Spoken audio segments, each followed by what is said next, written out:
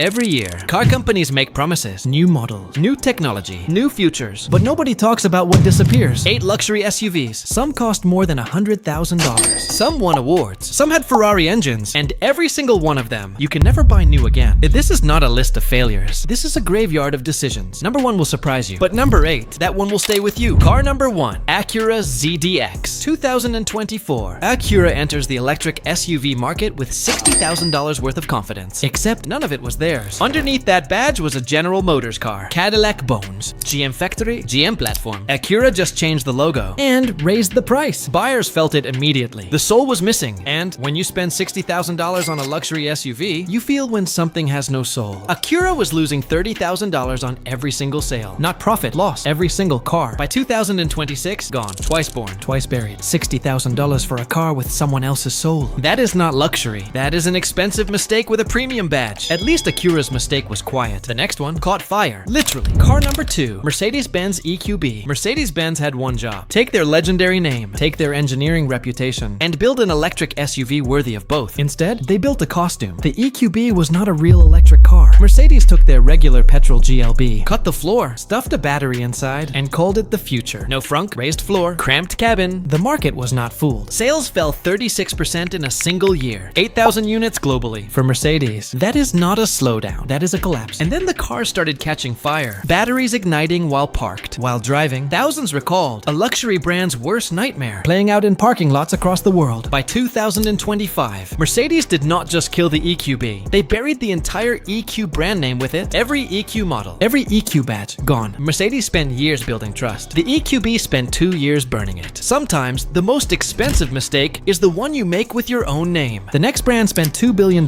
building the world's most advanced engine. That same engine killed 2 of their cars. On the same day, car number 3, Infiniti QX50 and QX55. 20 years, $2 billion.